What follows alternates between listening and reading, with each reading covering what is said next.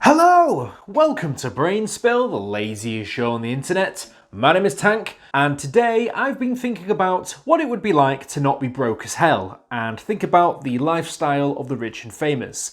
How do people with such extravagant wealth spend their day to day? Now, just off the top of my head, I can think of a whole handful of people who would fall into this category of people with just enormous amounts of wealth. But one person in particular who I'm going to be talking about today, who really is unmatched when it comes to their influence in the world, is Queen Elizabeth II, otherwise known as the Queen. Yes, today we're going to be talking about the Queen of England, and if you're asking yourself why you're watching an Englishman talk about the Queen for the next 10 minutes, then maybe you should question why you clicked on this video in the first place. At the time of recording this video, Queen Elizabeth II is Britain's longest reigning monarch in history, with 68 years on the throne, and at the ripe old age of 93 years old, she has led a long and interesting life. Adored by many, but for some unknown reason, particularly by Americans, and I've never fully understood why. So, how rich is the Queen? Well, straight out of the gate, Forbes estimates that the Queen's wealth is about $500 million. Or about £407 million. So to answer your question, she's absolutely bloody loaded, and she's by far the richest member of the royal family, as far as we're aware. Because some of the information used to come to this $500 million figure is down to estimations. However, experts in the field have tried their best to try and come up with an as accurate figure as possible, so you have to kind of take it with a pinch of salt. A lot of the information and figures I'll be using today is based off publicly available information, so we're just going to have to go with that for now. So something I've seen a lot online is people trying to find out exactly how the royal family, or the Queen in particular, gets their wealth and why they're so rich. And like I said, it's not that easy to just say in a few sentences. There's an awful lot to unpack because it's quite a complicated process with a few different elements, but I will try and explain it in the best way possible today for my research on the topic.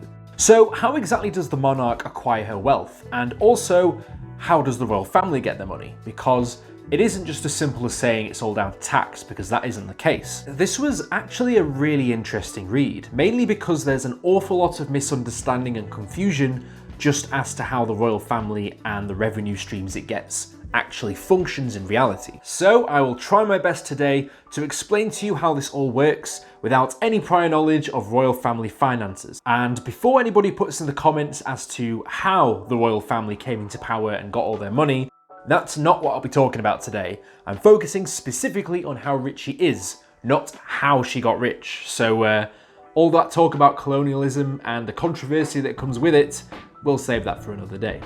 The main thing that you do need to know is that there are three main revenue streams that the Queen has to her name. This being the sovereign grant, the Duchy of Lancaster, and of course her personal investments. This all sounds like something from Downton Abbey, but I'm going to try and break this down and explain it to you step by step. The main source of the Queen's public income comes from something called the sovereign grant, which is essentially tax-free money from the Treasury. This money comes from the Crown Estate, a collection of land and properties within the United Kingdom, which isn't owned by the royal family as such, but is always owned by the current reigning monarch.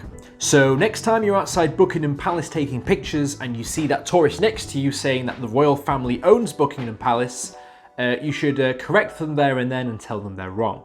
A portfolio of lands and properties is managed by a group called the Crown Estates, which effectively acts as a private business and helps run and manage these properties. All extremely interesting stuff, I can assure you. The Crown Estate dates back to about 1760, where George III had come to an agreement with the Treasury saying that all excess money raised through the Crown Estate properties would go to the Treasury for the benefit of the nation. 15% of this annual income automatically goes to the Queen, and that is intended to fund her royal and sovereign duties. This money goes towards things like travel, upkeep, general maintenance, staffing costs, everything that's needed to be able to effectively run her and her job as Queen. And as you can imagine, with the amount of royal engagement she must go on, the transport she needs to get to and from these places, the security she needs, it's probably going to come to a pretty hefty bill. In fact, if you are interested, the sovereign grant does actually release a publicly available report every year about the expenditure that the Queen has used for her official engagements. So if you are interested in having a look, you can Google it and find it out yourself. So next time you're in a heated debate about if it's worth keeping the royal family around and somebody calls you out for your lack of knowledge, just say, yeah, I looked at the sovereign grant figures, I sprawled through the numbers, I know what I'm talking about. In fact, in the 27 to 2018 fiscal year, it's been estimated that the Queen actually earned about $62.2 million or £47.4 million in that year, which is a pretty good perk of the job if I do say so myself. Put it this way, if Brainspill was pulling in those sorts of figures, I would just delegate my work to everybody else and I'd be off in the Caribbean, so we can dream, can't we? Like I mentioned earlier, there are 3 main revenue streams. We've just reviewed the first one, and the second one is something known as the Privy Purse, or the Duchy of Lancaster. Funds from the Privy Purse come from the Duchy of Lancaster estate, a portfolio of land, property and assets owned by the Queen, which is managed separately from the Crown estate. The Duchy of Lancaster estate portfolio covers residential, agricultural and business ventures, which is so wide it is used to fund the Queen's personal expenses and also that of the wider royal family.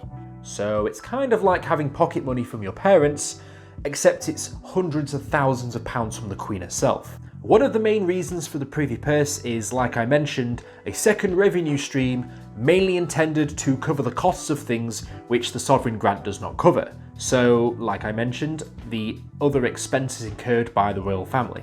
So the next time Prince Philip renews his driving licence, that is likely being paid out of the Privy Purse, or the Duchy of Lancaster estate.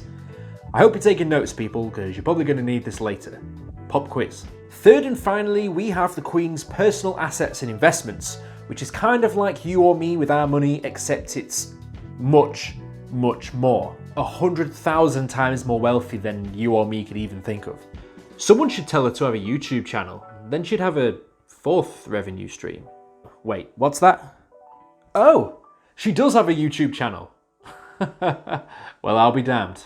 You probably won't be surprised to hear that the vast majority of her wealth is actually in the items she owns rather than actual money she can just pull out of a bank. And looking at the list of some of the assets she personally owns, it's pretty eye-watering stuff as to the price tag on some of these things. The main distinguishing difference you have to bear in mind here is that the Duchy of Lancaster estate is stuff that is owned by the monarch themselves, so it's not necessarily the Queen's personal stuff, but just that of whoever the monarch is at the time. With this is her actual personal things, so if for whatever reason she wasn't Queen anymore, she would likely still own a lot of this. A vast majority of her personal wealth is actually stored within the real estate she owns, which includes Balmoral Castle and Sandringham, places that she normally goes to throughout the year for various reasons. This personal finance portfolio allegedly also has shares in some of the world's biggest companies and blue chip enterprises, so you probably know that quite a lot of the money's in there as well. In addition to the previously mentioned castles and properties, a lot of her wealth is also stored in the personal items she owns, which includes things like jewellery, horses, cars, dresses and garments, it just goes on. One of the most well-known things she owns, however, is the Royal Stamp Collection, and that is estimated at about £100 million, which that's a lot of stamps. Royal expert Phil Dampier has said the following about the Queen's pride and joy. The Queen loves showing her stamp collection to visitors. It is one of her pride and joys, not only because she owns some of the world's most valuable stamps, but also because she has built on a family treasure and feels she has done her father and previous monarchs who owned it proud. In the grand scheme of things, a stamp collection is probably not the most interesting thing she owns, but money talks, and that is some expensive stamps she's got. In addition, other items that the Queen technically owns are things from the royal collection, such as the crown jewels, which I can imagine that would fetch for a pretty hefty price on eBay, and I'm gonna go check later to make sure it's not on, just in case. When I was researching online, I did see that there was a lot of people who were mistakenly getting the actual estimated figure of the Queen's wealth wrong, mainly because they were including things which she doesn't actually personally own. It is only her title as sovereign of the country where she has possession and ownership of certain items in the royal collection. Things like royal residencies, art from the royal collection, and the crown jewels themselves can't technically be used and sold by the Queen because they'll always be passed down in succession to the next reigning monarch. And what I mean by that is whoever the next future king or queen of the country will be, that will only happen when the Queen kippers it. But due to the amount of time she's been on the throne for, it's likely she's just immortal and she'll never die, so I guess we'll never know. However, understanding of how this all works has certainly muddied the waters over the past few years. Mainly because of some well-known controversies that have occurred, and no, it's not the one you're thinking of. I'm referring specifically to the renovations to Buckingham Palace and the hefty £150 million bill to do so, which very controversially is being put to the taxpayer to foot the bill. Buckingham Palace is over 300 years old, and a lot of the rooms inside have not been decorated for over half a century, so as you can probably imagine, it's in dire need of some TLC. It's really hard to argue over the fact of whether the works need to be done in the first place. The issue lies more with the fact as to who should be footing the bill to pay for all the renovations. And this is actually where one of the biggest misconceptions comes in about how the actual ownership of the royal estate works and what the Queen actually technically owns herself. Again, like I previously said, Buckingham Palace is not actually owned by the Queen herself personally, and it's part of a trust for the royal family, meaning that it's not just simple to say that the Queen herself should pay for it when it's technically not even hers. In addition, there's a lot more to it than just saying that the royal family should foot the bill as well, mainly because a lot of the money that comes from the sovereign grant doesn't actually go to the royal family themselves, so again, there is a bit more to unpack here than just saying it's down to them. As a TLDR for the whole video, if you skip forward to this point to find out how much the Queen is worth, then I'm sorry to tell you I said it earlier, so you're gonna have to go back and listen. Just to round off this video and to give you a buzzword as to how the royal family is so rich, the word is investments, because it makes bare royal pee. So let's just hope that this all works out for the royal family in the future, because when I become king, there's going to be a few changes around here. I could make the world's most expensive car boot sale. That's a good idea for a video. If you liked the video, be sure to like and subscribe. If you want to be notified as soon as I upload my next video, be sure to hit the bell button. And if you've got any ideas as to what videos you'd like me to discuss next, let me know down in the comments below. As always, sources used in the video will be in the description. Right, I'm going to start putting my plan into motion as to how I become the future king and completely rule with an iron fist. Hypothetically. And I'll see you guys in the next video. Fantastic.